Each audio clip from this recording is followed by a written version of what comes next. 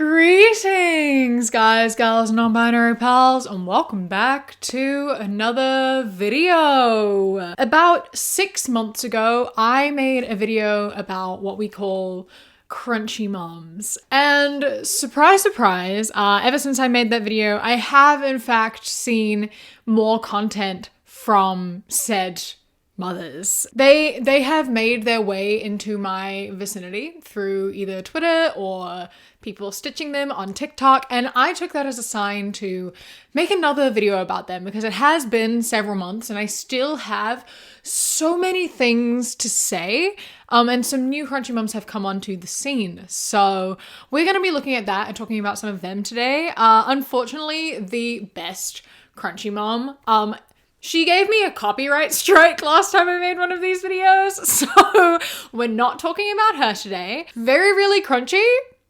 Girl, we have beef. I can't believe you gave me a copyright strike for just putting your TikToks in my video. I had to remove them. If you haven't watched that video, I literally had to remove full TikToks and just like describe what was happening because she literally gave my channel a copyright strike. So now we have beef. Anyway, for those of you who don't know what a crunchy mom is, basically a crunchy mom is someone, specifically a mother, who is a bit of a health nut, a bit of a health freak, where it's like you can only have organic whole foods in your house. A lot of them are like gluten. There's definitely no food dyes, nothing processed. This extends into like no plastic toys, no plastic like Tupperware and chopping boards, having like organic clothing, that sort of thing, and even goes into like being anti-medicine. No doctors, no hospitals, no vaccinations, no medicine, etc. They're all about that natural lifestyle, which is, you know, not great and has quite a few health risks attached to that. So I wanted to talk about it.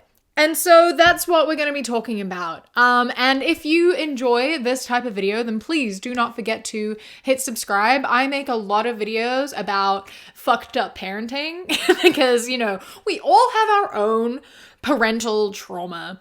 And I find it kind of therapeutic to sit down and just talk about some of that, you know? So if you do enjoy this and this sort of content, then please don't forget to subscribe. I am here 3 times a week, every Sunday, Wednesday, and Friday, and I would love to see you again. While you're down there, please don't forget to leave a like and comment your thoughts. It really helps me out and I appreciate it a lot. Also, I would like to say a massive thank you to today's patron of the day, Renee. I appreciate you and all of your support so much, and I hope that you enjoy this video. And if anyone else would like to become a patron, you can go to patreon.com/savvycat or click the top link in the description. It starts at £1 a month, and for that you get my videos between 1 and 5 days early and completely ad-free for those days. So if you would like my videos early and to watch them without all the annoying ads, then for £1 a month you can do that. So yeah, thank you so much, and let's get into it. Okay. I'm an almond mom. Of course I take every opportunity at the grocery store to teach my kids about reading food labels. Ugh, why does there have to be food dyes in everything? I'm an almond mom. Of course my 7-year-old has read every single book in the Tuttle Twins series.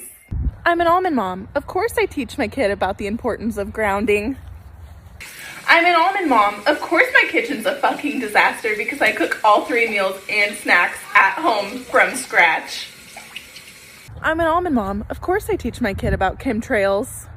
I'm an almond mom. Of course I have a Berkey next to my sink. I'm an almond mom. Of course I pulled my kids out of school mid-year to homeschool and teach them about stoicism and how corrupt our government is. I'm an almond mom. Of course I can't tell you the last time we went to a regular doctor because I have all of our cures we need at home. I'm an almond mom. Of course I make my 7-year-old film me at the grocery store while I make content. I don't make her. She enjoys doing it. Don't you? Yeah. I'm an almond mom. Of course this is what I have on my nightstand. That last shot, her partner's face, that smile of just right next to her is so funny. So there's a lot to unpack here. First and foremost, she is not an almond mom. This is not almond mom things. This is crunchy mom things.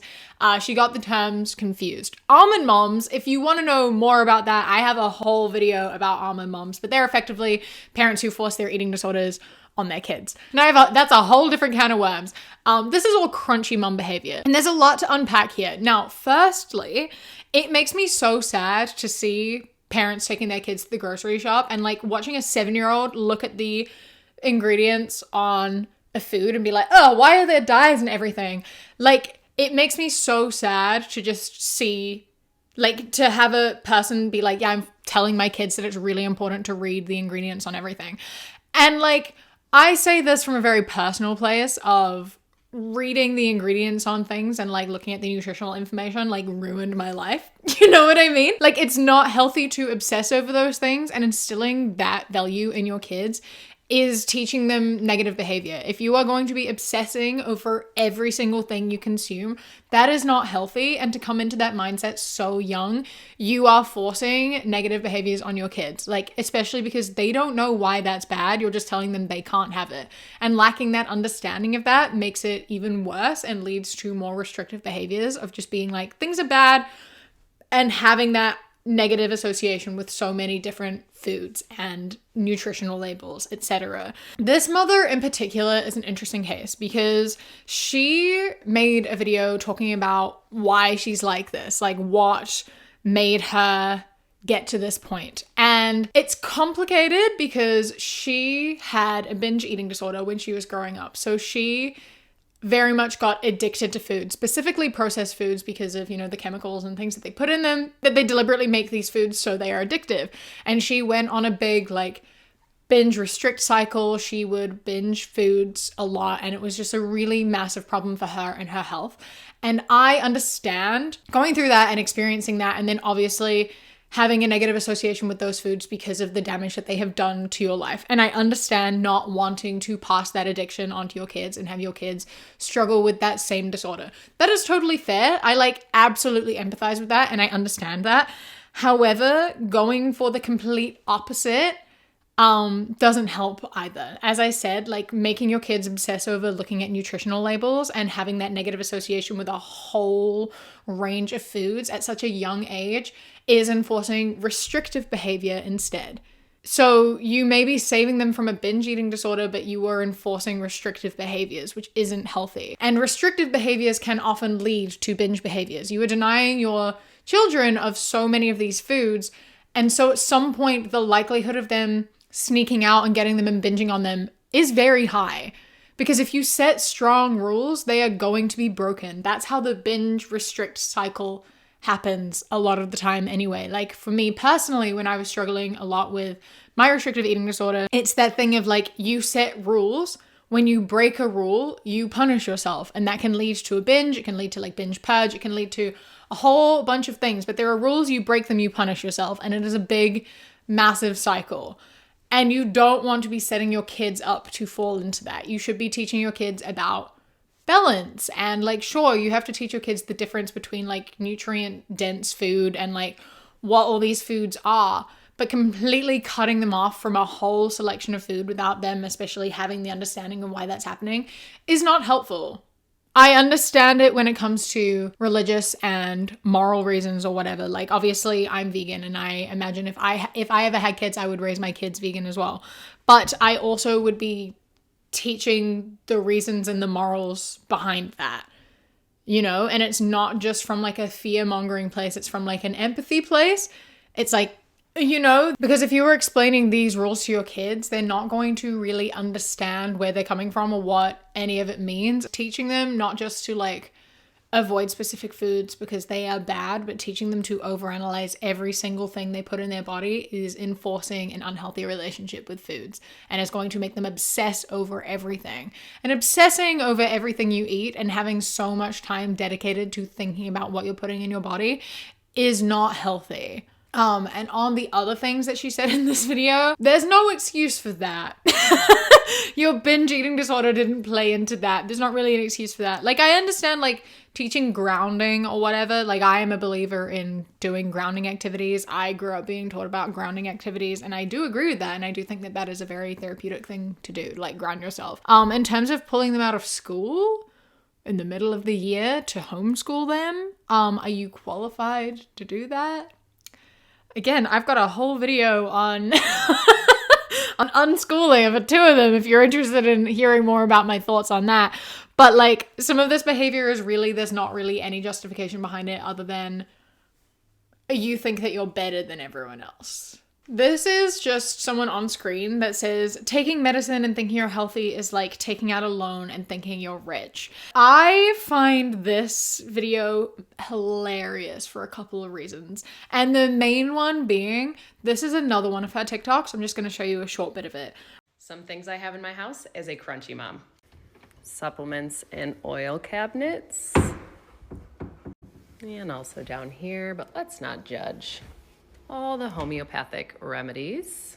I am going to judge though, because you just there was three full massive cupboards full of oils and supplements, like hundreds of them.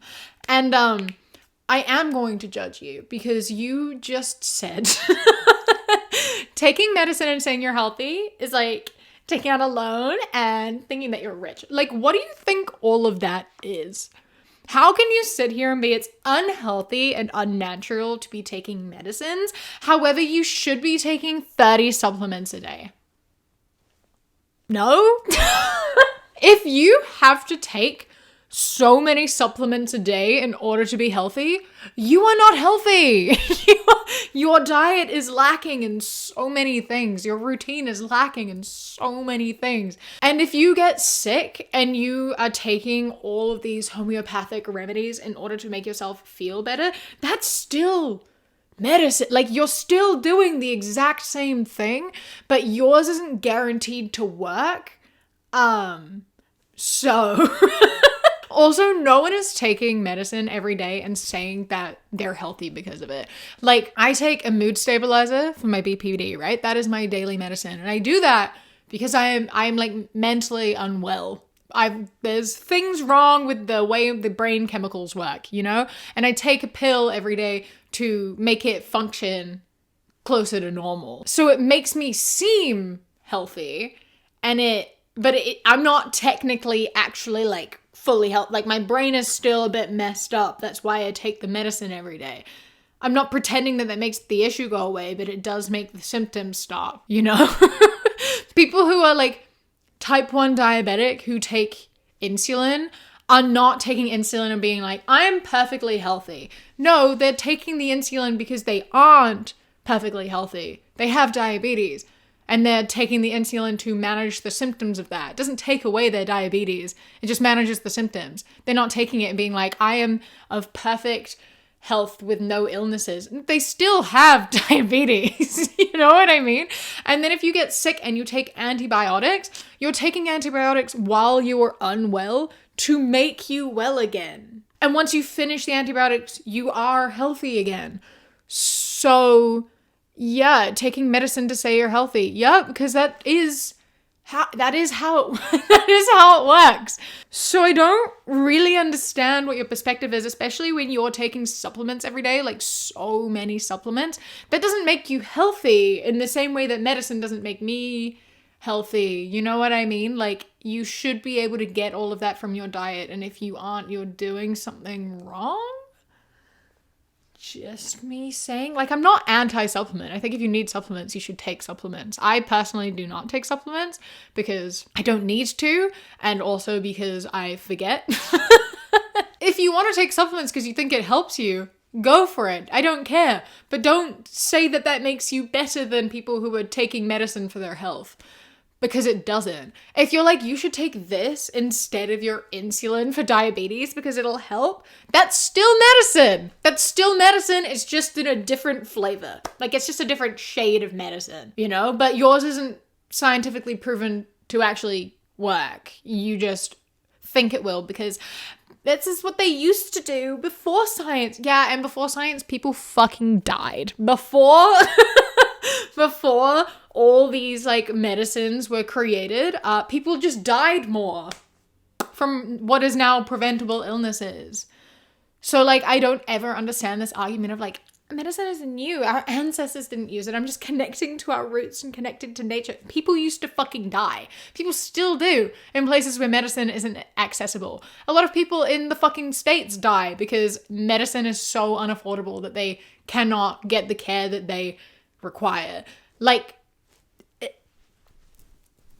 you're very privileged to not be sick. It's basically what I'm getting at. Here's another video that she posted that I think is hilarious. She says, just a friendly reminder, Jesus was an unvaxxed, home-birthed, breastfed baby and his first guests brought him essential oils. This kind of connects to the point I just made. Like, yes, he was all of those things because none of those things were available at the time. Like, how is this relevant to anything? How is it relevant to anything? Like, okay. And at the same point in time when Jesus was born, a lot of mothers were dying giving birth. A lot of babies were dying during childbirth or dying because of diseases that they got that are now preventable. Like, you can't look at one person who was born at that time and died young, by the way. Is that an insensitive thing to say? Like, I know he didn't die by illness, but like potentially he could have if he was alive longer, but I don't know if that's insensitive. Sorry if it is. Other people at that time were dropping like flies because of diseases that are now fucking preventable. People died from coughs. Like, anything could kill you because they didn't have the medicine that we do now. Mothers were dying in childbirth. Babies were dying constantly. There's a reason people had so many kids. It's because they were fucking dying. And now that doesn't happen as much because we have modern medicine. We have vaccines. We have medicine, we have science. Like, we live in a very privileged time compared to the rest of history. You cannot look at like a few examples of people in the past and be like, but they were healthy. Look around, you know, you're very lucky to be in a position to be able to turn down medicine because most of the people around you aren't sick and passing that on to you. And on the topic of medicine, we have this crunchy mom. Nobody's really ready for the truth, but what I wanted to say to those people is, if your way is so right, why is everyone so sick? Interesting. Well, they want us sick too, so they can stay in business, I guess. But yeah, and not even like the nutritionist that you're going to. I don't think they want us sick, but it's the companies that are funding their schooling that want to keep their patients sick, because a sick person produces so much more money than a healthy person. If you think about it. Like, healthy kids aren't going to the doctors all the time. Healthy kids don't need prescriptions all the time. Healthy kids don't turn into unhealthy adults who are then put on prescriptions for the rest of their life. Like, my kid doesn't ever go to the doctor, and he is the healthiest kid I know. And same with Jordan's. Like, your daughter's not constantly getting sick, getting all these like illnesses. Like, they're healthy kids because they don't go to the doctors. I always love takes like this from Americans because they're like, they want you sick so that they can profit by forcing you to the doctors and get prescriptions. The doctor is free here. I pay nothing to go to the GP. It's literally free. Prescriptions are capped at £9. Back home, they're free to $5. And that's for 3 months of a prescription. I pay $5 for 3 months of prescription when I go home. Here they're £9 and I complain about how expensive that is. They're not profiting off of me being sick. Big Pharma's not a thing. They're not like forcing drugs on me to make profit. That's not a thing here. So please explain how this logic applies to most of the world outside of the States where we have universal healthcare, because this argument doesn't work. And yeah. So I'd like to hear your explanation for outside of the States. And I also have to laugh because like, I don't live a crunchy life. This is not something that I do. Obviously, that's a very triggering thing for me to even contemplate. And I never get sick. I literally never get sick. I've been sick maybe twice in the past 6 years. I got strep throat in 2020 and I got the flu or just a really bad cold back in 2023, I think. Other than that, I've not been sick. The only things that I've needed to take any medication for is when I've gotten like infections, either from when I got my wisdom tooth pulled and that got infected, or I have a skin condition which also occasionally gets infected. So I've taken antibiotics for those purposes, but other than that, I don't get sick and I don't take all these supplements and I don't do any of this shit. I've just been vaccinated and I don't know, I eat my fucking 5 a day.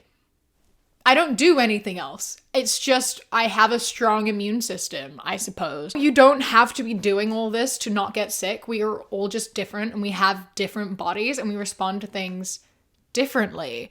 And I would argue that the people being taken advantage of and the people who are profiting the most is whoever the fuck you're buying all your fucking supplements from.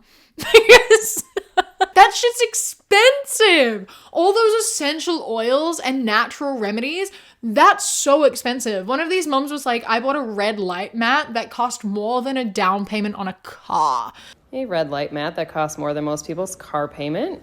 The same thing with this air filter, and we have 4 of them. Like, you're the ones being taken advantage of by big companies.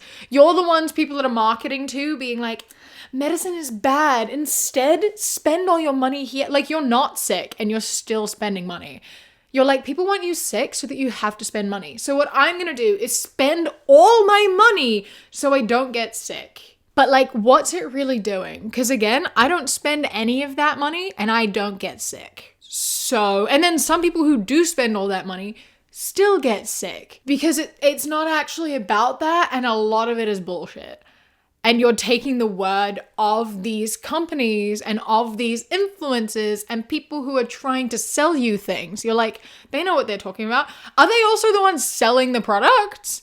My bet's on probably, yeah. They probably are. And I'm not saying that like these things are bad. Like, I'm sure there are actual benefits to these things. Like, I will admit I look into the like benefits of specific things because I find it interesting. Like, I drink matcha every day because I love matcha, and also I know that there are benefits that come from matcha, but that's not why I drink it. I just know that that's a thing. And I know that certain foods and certain supplements and whatever have positive effects. And I'm not saying that that's not necessarily true. I just don't think it's a supplement for everything else you can have in your life. And I don't think it's healthy to obsess over that and make sure that it is like a necessary part of your daily life, and that you're putting that on your kids instead of taking them to the doctors or looking after their health in any other way. What a crunchy mom And a crunchy teen. wouldn't grab at Costco. I would never buy synthetic sun booster. I want to have kids someday. Toothpaste with fluoride. I don't want my pineal gland calcified. I would never buy my supplements from Costco. You couldn't pay me to bring Alani into the house. This makes me so sad. Calling it a crunchy teen? No. No, that's just having an eating disorder, really.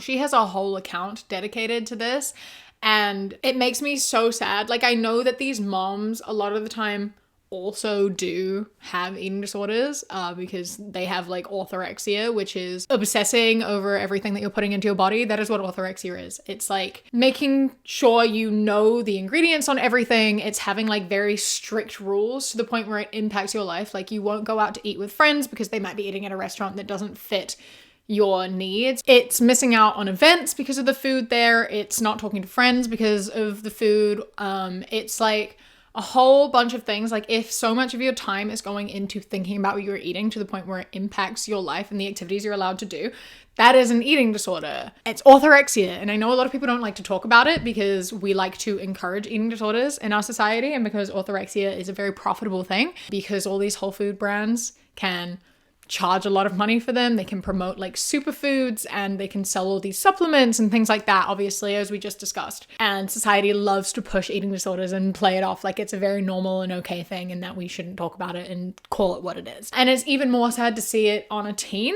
because I guess it's a very personal thing, because I was a teen who had an eating disorder. And like, it's weird and upsetting to see this like full-grown adult like mother doing a collaboration with a teenager where they're just discussing how bad so many different foods and things are. And it upsets me that a teenager is so obsessed with that, like to the point where they have an entire account dedicated to telling other people what they can and cannot eat and encouraging that in other teens. Like, this mother is encouraging other mothers to teach this to their children, which is terrible. And this teenager is teaching it to mothers to enforce onto their children, and also to other teens to follow in their steps. And I think that is such a slippery slope. And I think that like there needs to be a serious conversation about that, because it is encouraged and it is talked about like it is a good thing, and she's obviously being praised by other people. And on, you know, calling her out and saying she has an eating disorder, she actually made a video responding to that. When people comment on my videos and they tell me that I have an eating disorder because I choose to put healthy foods in my body and that I'm conscious about what I put into my body, and then they say I have no credentials to be showing people better choice swaps. What are your credentials for labeling me with an eating disorder? That's what I want to know. My credentials for labeling you with an eating disorder is experience, therapy, and a whole lot of research. This is something that I care deeply about, and as someone who struggled for years with an eating disorder and still does struggle and will probably struggle for the rest of my life with the remnants of an eating disorder, I know a lot about it. I've done a lot of research on it, on what the different types of eating disorders are, what the credentials are, etc. This is all stuff that I've put a lot of thought into and a lot of time into because I care about it, and because eating disorders are something that are not taken seriously enough by society and are something that is actively encouraged so that people don't notice what they have or don't acknowledge it or don't talk about it because it's seen as such a normal thing because of how profitable it is. But as I said, if you are caring so much about your diet to the point where it is limiting your ability to live your life, that is an eating disorder, and that is something that is happening for you, and that is something that you are then forcing on your kids as well. You are actively making your life more centered around your food and what goes into your body than you are about actually enjoying your life. And that's a problem. That is disordered. Your entire life shouldn't be centered around what you eat. That should not be the most important thing in the world to you. And yet it is. And that is a problem. That is unhealthy. POV, baking with a crunchy mom and a crunchy teen. 1/4 cup oil. Whoa. You're not about to use that unhealthy inflammatory oil, are you? Use the avocado oil. It's so much better. Pop quiz time. Do we use a baking powder with aluminum or without? No heavy metals for me. 1 cup of flour. Whoa, you're not about to use bleached flour, are you? Almond flour is gluten-free. It's so much better. Why do we use Celtic salt? We don't want microplastics from table salt. 1/2 cup coconut milk. Wait, is it organic? Of course I'm adding chia seeds for extra digestion benefits. Of course I'm using raw unfiltered honey. Pop quiz time. Are you picking the synthetic vanilla or the pure vanilla? Pure vanilla. 1/4 cup lemon zest. Of course it's organic. Why would you use bleached parchment when you could use unbleached? Cheers. I love this video for so many reasons. First being like none of this has any backing at all, especially the gluten thing. I don't understand why people are so against gluten. There is no proof to gluten actually being bad for you unless you have a gluten intolerance. Like, you are just making that shit up and buying into it. Like, that's not real. That's not a thing. And so like so much of this is just so unimportant. Like, there's such small things. There are some eating disorder things that I've held on to for far too long that I really shouldn't care about. And one of those for me, for some reason, is table salt. I've always I avoid table salt when I can. And I don't really know why. That's just something that I learnt when I was a teenager and just have continuously done. And I literally couldn't tell you a reason for it. Maybe it's the microplastics. I don't know. I just heard it when I was 14 and clung onto it forever. And then when I went to Bolivia, I saw them making table salt. Where do the microplastics come in? Maybe it's different to how they make it in other places, because I guess this was handmade, but there was no plastic involved anywhere in the process other than the packaging. And your rock salt or whatever is also in plastic packaging. And you cannot avoid microplastics at this point in time. You literally cannot avoid microplastics. They are everywhere. Me personally, I don't give a single fuck. You know this water bottle here that I have? I've been using it for 2 months now. People say that there's microplastic. Do I care? No. Am I dead yet? No.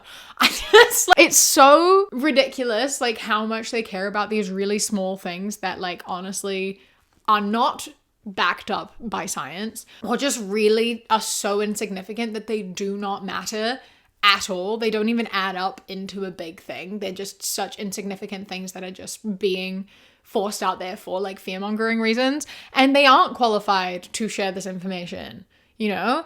It is not within their qualifications to be able to do that. But it does come down to a superiority complex, right?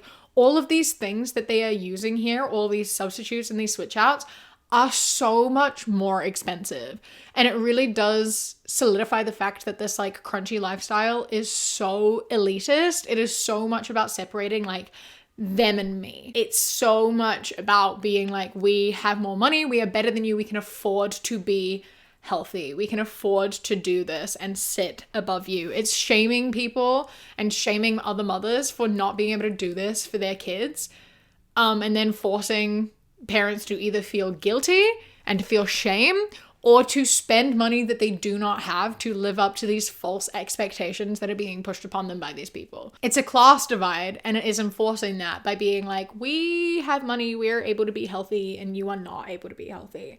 And it's so sad, and it's so sad. And it makes me so frustrated to like share false information to divide people just to make yourself feel superior. It's setting people up to feel guilty. It's setting people up to feel shame. And it is based off of so little information, but enough of it that you will share it as though it is true, as though it is all like so harmful and is actively killing people, when it's just not.